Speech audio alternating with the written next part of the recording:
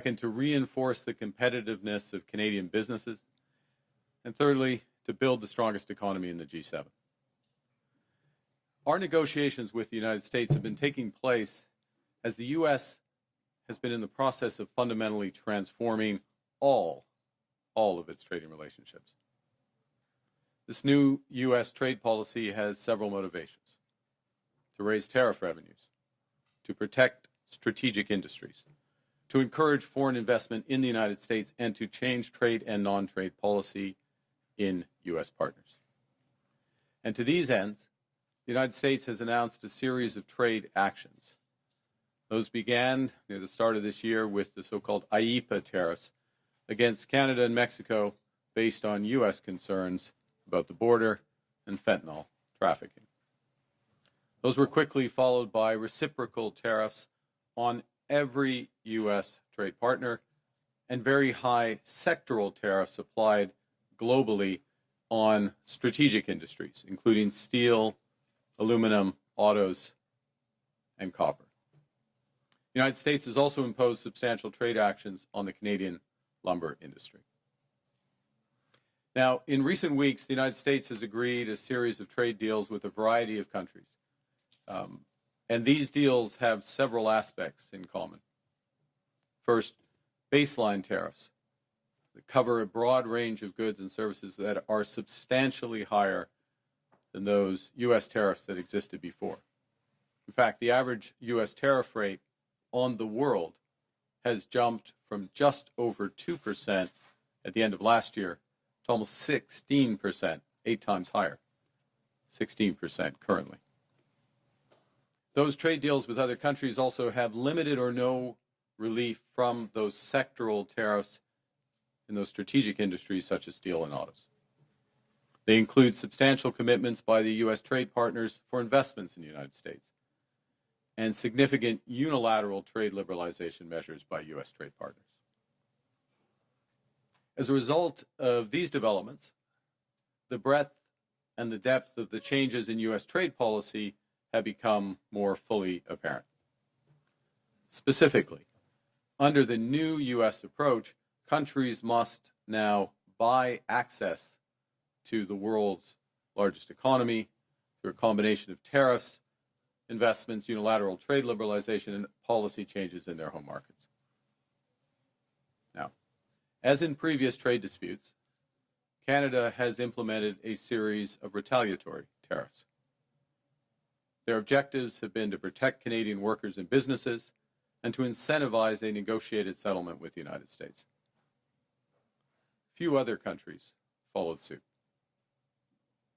In a positive and very important development earlier this month, just a few weeks ago, the United States reaffirmed a core commitment to our free trade agreement, CUSMA, by reinforcing that those Canadian exports to the United States that are compliant with that agreement, that are compliant with CUSMA, will not be subject to U.S. IEEPA tariffs. Now, there's a lot of acronyms in that paragraph, so let me try to summarize what that actually means. As a result of that decision by the United States, the actual U.S. tariff rate on Canadian goods is 5.6%. Compare that to the 16% global average.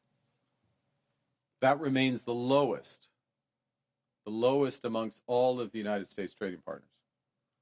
And more than 85% of Canada-U.S. trade is now tariff-free. So let's be absolutely clear. Canada currently has the best trade deal with the United States. And while it's different from what we had before, it is still better than that of any other country. So as we work to address outstanding trade issues with the United States, it's important, it's vital. We do everything we can to preserve this unique advantage for Canadian workers, Canadian businesses.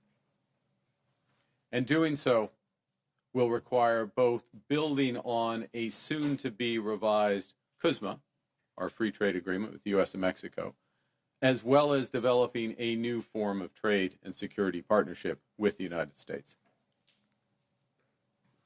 In this context, And consistent with Canada's commitment to CUSMA, I'm announcing today that the Canadian government will now match the United States by removing all of Canada's tariffs on U.S. goods, specifically ce que les États-Unis ont conclu avec tout autre pays.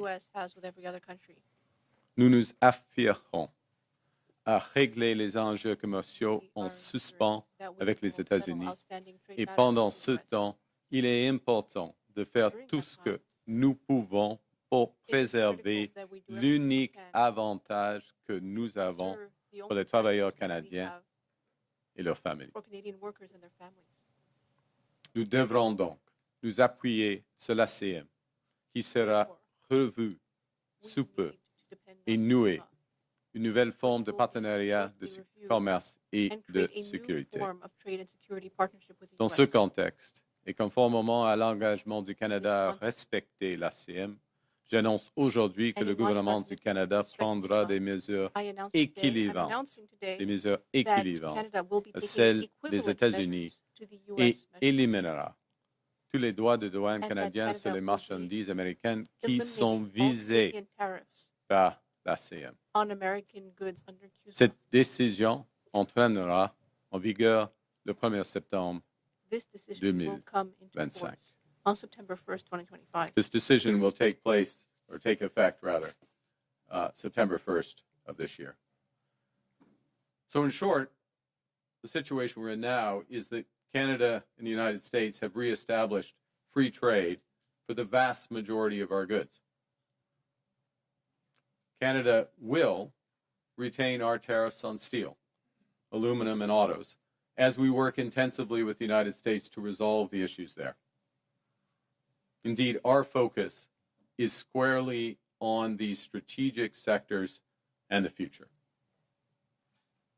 The Canadian government will begin our preparations for the CUSMA review process that is due next year by launching new consultations starting next month to assess Canadian priorities in the new global trade environment. And in addition, following my conversation with the President of the United States yesterday, Canada and the United States will intensify our discussions to address current trade challenges in those strategic sectors and to seize major immediate opportunities for us both in trade, investment, and security. There are many such opportunities. Les États-Unis constituent l'économie la plus importante et la plus dynamique au monde. Et le Canada est l'un de ses plus importants partenaires commerciaux.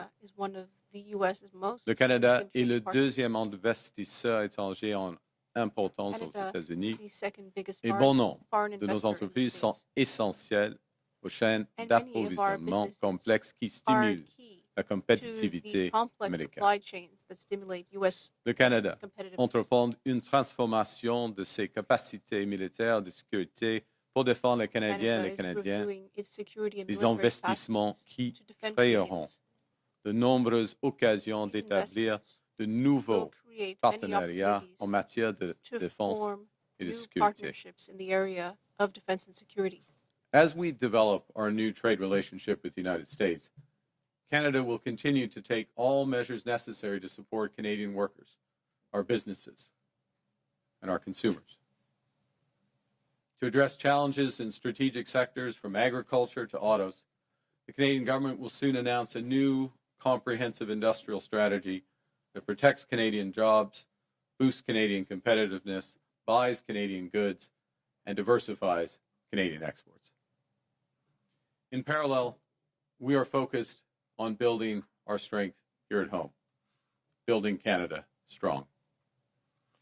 The Canadian government will soon select the first in a series of new nation-building projects that will connect and transform our economy. We will catalyze investment and create higher-paying careers through our new defense industrial strategy.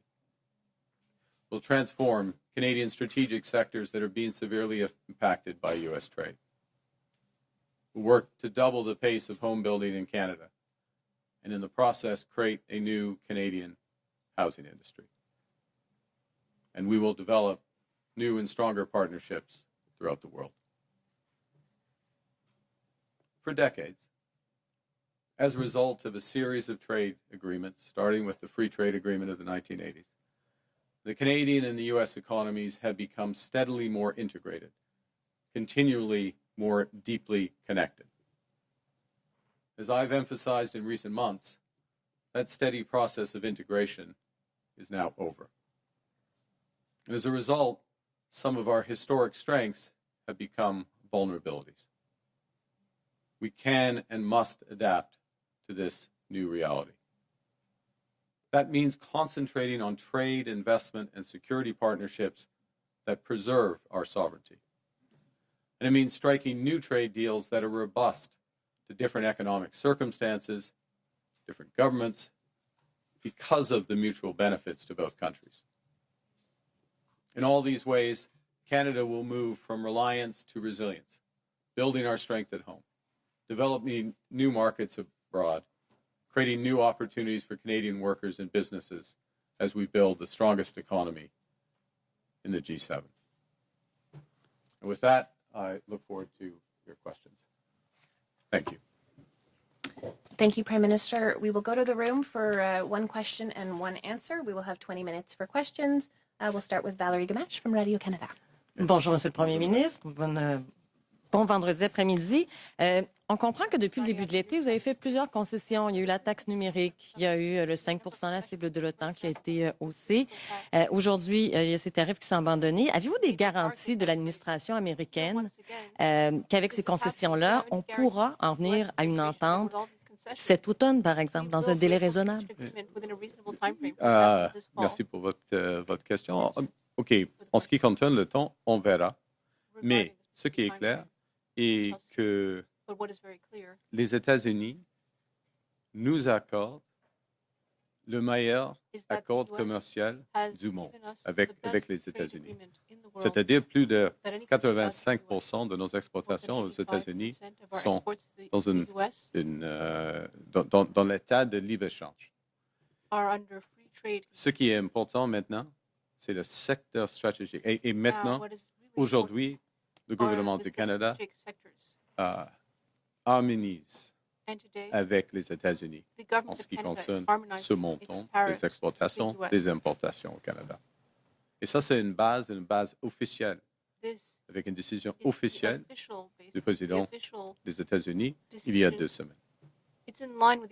Deuxième point, c'est le moment de cibler nos efforts dans le secteur stratégique, l'acier, l'aluminium, les autos, le bois d'œuvre.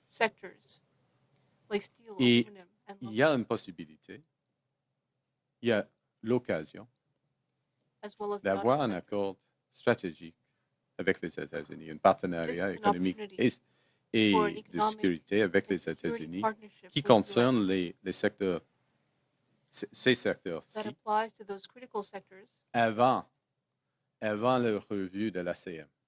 Parce que la revue de l'ACM va prendre 6 mois, peut-être 12 mois, peut-être 18 mois, on verra.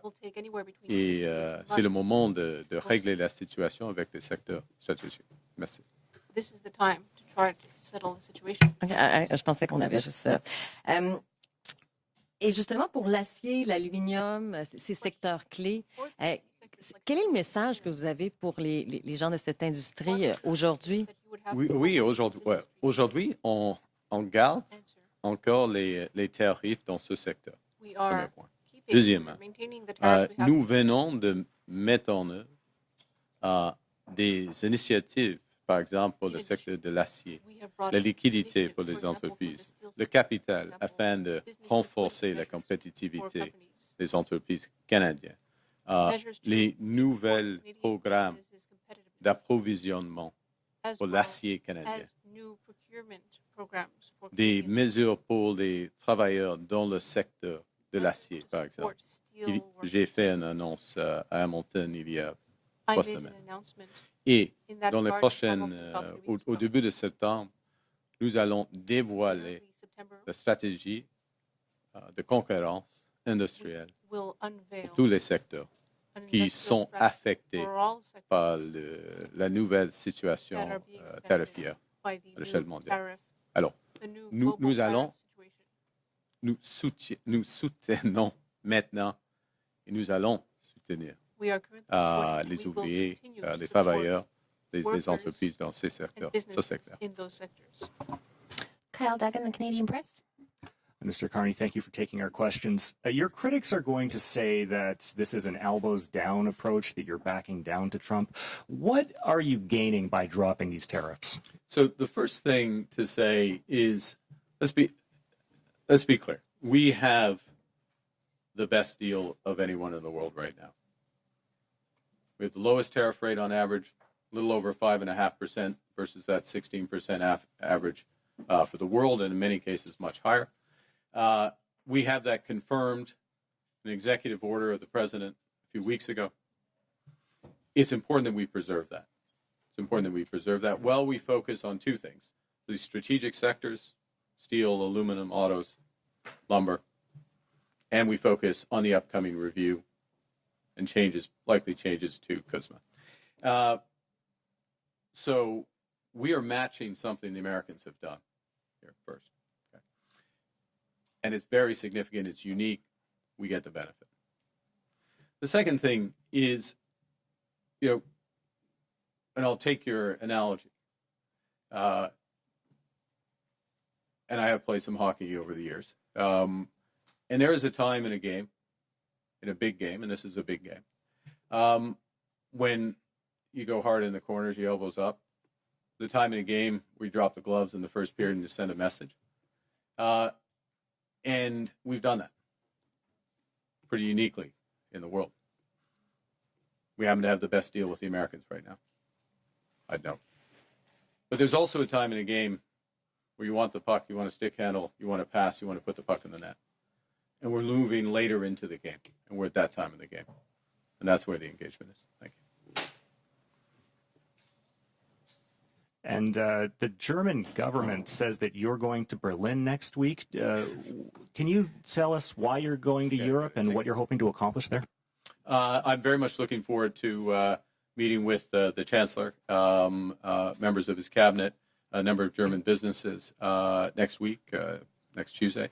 And it's picking up on discussions that we have had since we first met in Rome and in April, subsequently at the G7 and along the way, about how we can deepen our economic and security partnership with Germany, how we can turn the opportunities that exist already under CETA, our free trade agreement with Europe, but also across broader areas, and how we work and develop those. So I have a broader delegation with the Minister of Natural Resources, for example, will be there. The Minister of Defense will be there. The Minister of Industry will come as well, because there's a broad range of areas from critical minerals to energy and defense and security where we are intensifying our discussions with Germany. Many opportunities. As I say, it started in the spring, moves with this meeting. We have a good partnership. Canada has a good partnership with Germany. It's been built up over the years, but it can be much, much better. And I'm confident that with this Chancellor and the focus of our government that it will be. Thank you. Mackenzie Gray, Global. Good morning, or good afternoon now, Prime Minister. You've dumped the digital services tax. You haven't responded to additional increases in tariffs from the Americans, and now you're removing counter tariffs here with no changes from the U.S. side in terms of how things are going. Why do you think appeasing Donald Trump in this trade war will work for Canada?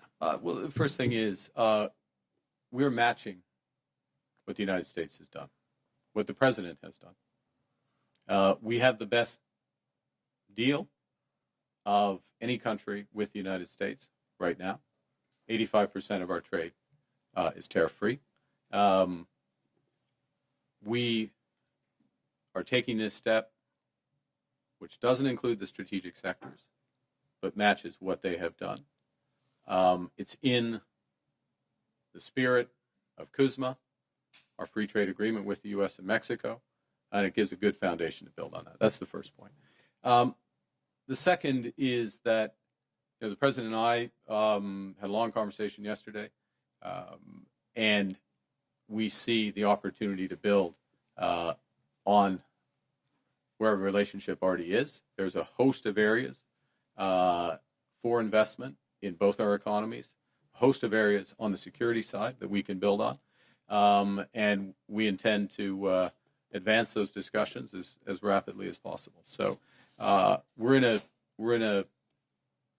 foundation is very strong. The opportunity is great, and we want to focus on those opportunities both. And I want to emphasize this.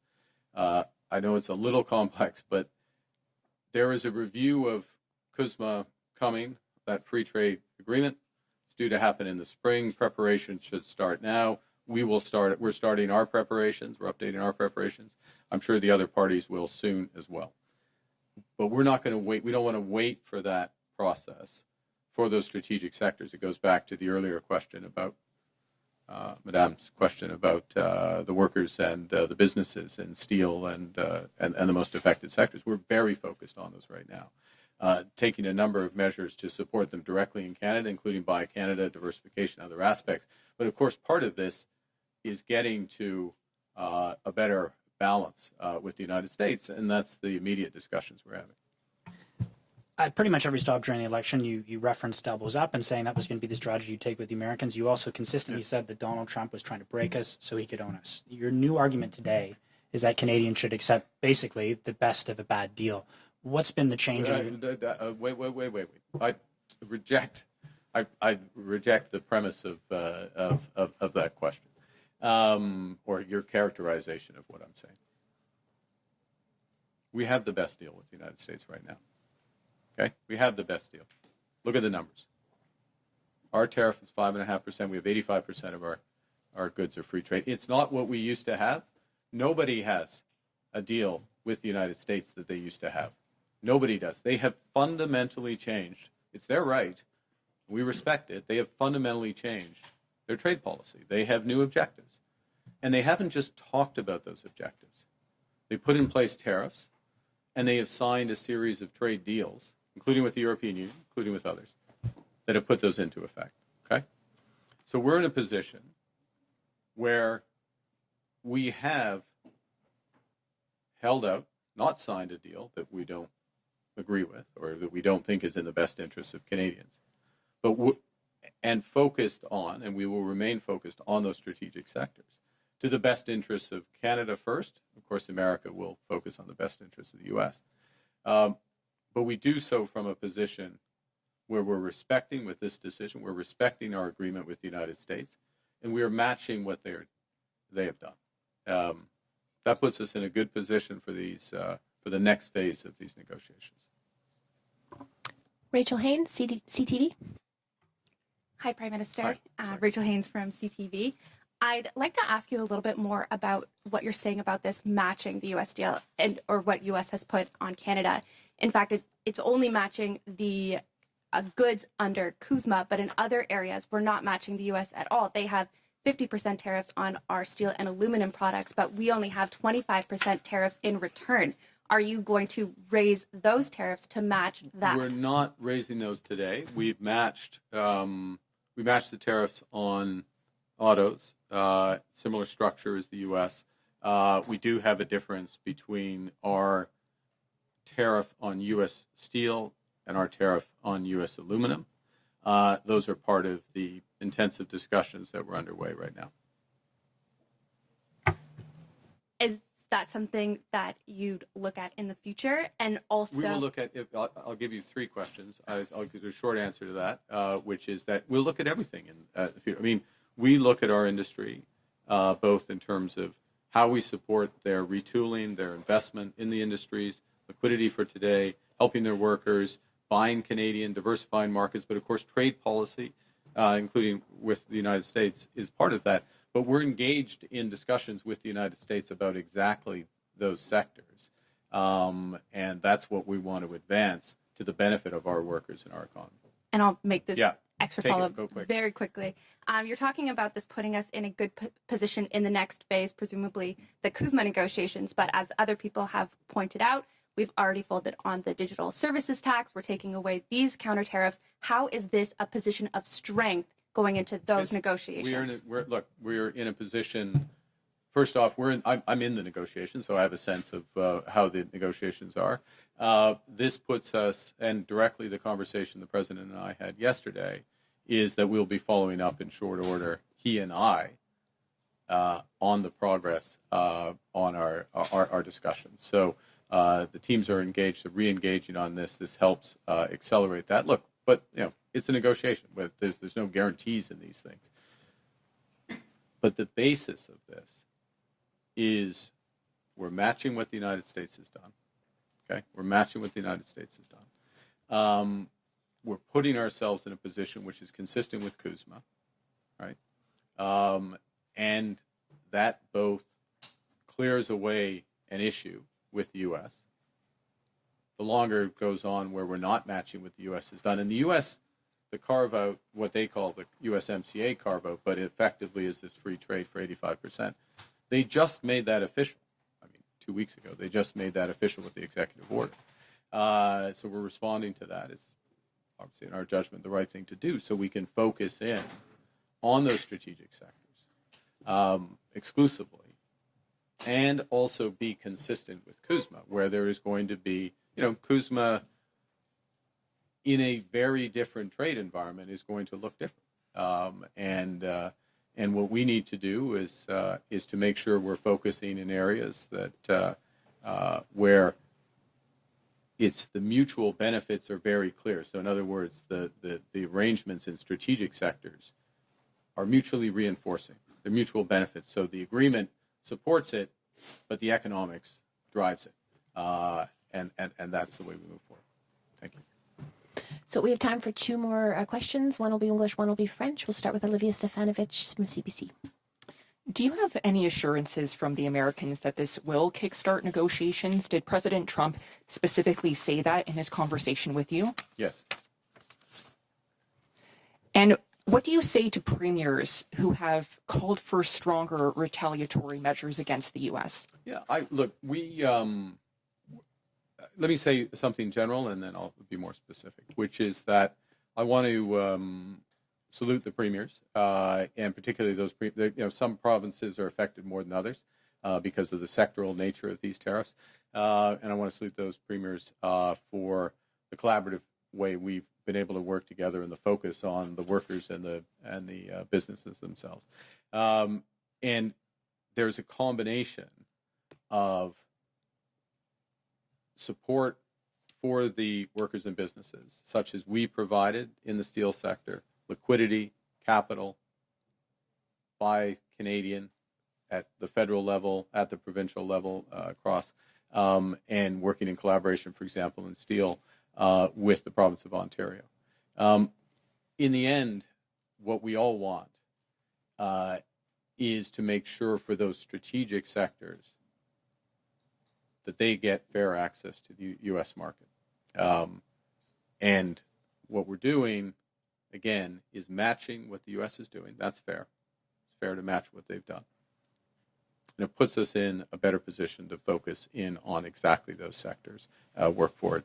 So sometimes, to go back to the earlier question, you drop the gloves in the first period. When you're late in the game, dropping the gloves and taking the extra penalty might not be the best thing to do. And that's the situation we're in now. And our last question will come from Olivier Boisé from TVA. Bonjour, Monsieur le Premier ministre. Bonjour. Vous dites qu'on a la meilleure entente du monde avec les États-Unis. Le Mexique a aussi l'ACUM. Eux ont eu un sursis de 90 jours pour les tarifs du 1er août. En quoi notre situation est meilleure que celle du Mexique? C'est une question du montant, premièrement. Et c'est le calcul du gouvernement du Mexique que le Mexique est dans le deuxième meilleur accord du monde. Oui, ils ont fait le calcul. Nous sommes d'accord avec cela. C'est la raison et quel est le montant des exportations qui accorde avec l'ASEAN. C'est plus grand ici au Canada, c'est plus de 97% maintenant au Canada. En effet, c'est toutes nos exportations sont d'accord, sont d'accord avec l'ASEAN, sauf dans le secteur stratégique. Premier is point. under Deuxième Cuba, point. except for these Oui, sectors. comme je viens de dire à CTV, à Madame, And I was just saying, nous recommençons les négociations. we will be On va restarting intensifier negotiations. les négociations. We will be Ça, intensifying. c'est la conversation que j'ai eue avec le président hier. That's the conversation I had with the president. Hier, sur le compte-rendu avec le président de la situation en Ukraine, est-ce que vous avez discuté d'un rôle éventuel pour le Canada dans les garanties de sécurité qui ont été discutées lundi à Washington en votre absence? Puis si oui, quel pourrait être le rôle du Canada? OK, c'est une bonne question. C'est une question très délicate et c'est une question fluide. That is Premier point. an excellent and Deuxièmement, very j'ai eu des conversations avec la coalition de la volonté, c'est-à-dire le Royaume-Uni, la France, l'Allemagne, l'Italie, le Canada et plusieurs d'autres, l'Australie et Australia Nouvelle-Zélande, le Japon et puis des pays européens. and other Et European countries.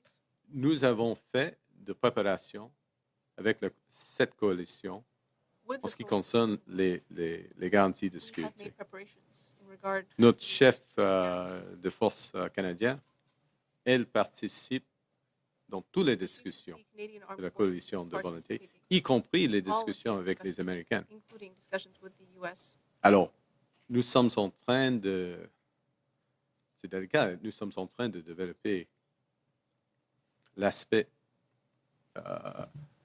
tangible It's the, des but we are working to develop garanties de sécurité. the Mais aspects ce qui of est clair, security guarantee. on commence avec des forces armées What is very clear ukrainiennes robustes. Il faut être robuste, is that we need a l'armée strong ukrainienne. Ukrainian Mais il faut army. avoir des garanties sur la terre, dans l'air We need guarantees et on the ground, sur la mer. in Oui. the air, Et and at sea. quel sera le rôle du Canada et puis d'autres pays, et avec une backstop, en effet, avec les We États-Unis. need to determine Ça, c'est what la role question, the mais Canadian j'ai eu countries des will play. conversations, oui, The backstop and the front y compris avec But yes, Monsieur le Président Trump conversations including pendant President Trump les dernières semaines. over the course. On fait des past- progrès. Progress is being made. On a, point final, si je peux, And a final point. il y a une occasion maintenant d'arrêter There is now an opportunity. ce guerre horrible, injustifiée, illégale, illegal, causée absolument unjustified par war, M. Poutine. which was entirely caused Ah, by Mr. Putin. Et les garanties de sécurité, c'est un aspect Security essentiel Are one afin essential d'avoir aspect de la paix. Mais of reaching peace, on verra. Et le rôle des États-Unis, le but we will Et see what primordial, happens. And of le course, rôle du role of the Canada Americans sera is critical. important. And Canada's role will also be important. Merci. Thank you. Just the last bit, or the okay. I'll try and be quicker. Which is that we are participating through the Coalition of the Willing, which is this broader group, 30 countries, France, the UK, Germany, Italy, Canada, Australia at the core. Okay. We've been participating in that for several months. Our Chief of Defense Staff has been participating directly in the smaller group within that Coalition of the Willing that is developing models for security guarantees, as has our National Security Advisor. And our Chief of Defense Staff, National Security Advisor, have been in contact with directly with their American counterparts on exactly these issues as well, the modalities, how this would work. It's a fluid situation, it's a delicate situation, so I'm not going to describe specifics, except to say that obviously it starts with any security guarantee, starts with a robust Ukrainian army. And that means weapons, that means training, that means viability. And we're talking about after some cessation of hostilities. Secondly, it means that there has to be security on the land, in the air, and in the sea. There's a role potential for the members of the coalition to provide support for all of those elements. We'll see what role Canada might play within that, within a broader group. And of course, there's an essential role of the United States as a backstop to whatever's provided through the coalition of the willing and by the Ukrainians. As well, I finished by saying that the actions of the United States are fundamental, they're essential. The actions of the president have created an opportunity for peace and end of hostilities in this senseless war, this unjustified war, this war entirely caused by Putin's aggression. And security guarantees are one element of that. U.S. Shockingly, I repeated myself. The U.S. being essential there, but Canada having an important role. Canada has potential to have an important role, so we're very engaged in these sets of issues. And I think the final component was the president and I have exchanged views in and around this. We'll continue to do so. Okay. Thank you. That concludes today's press conference. Thank you very much. Merci beaucoup.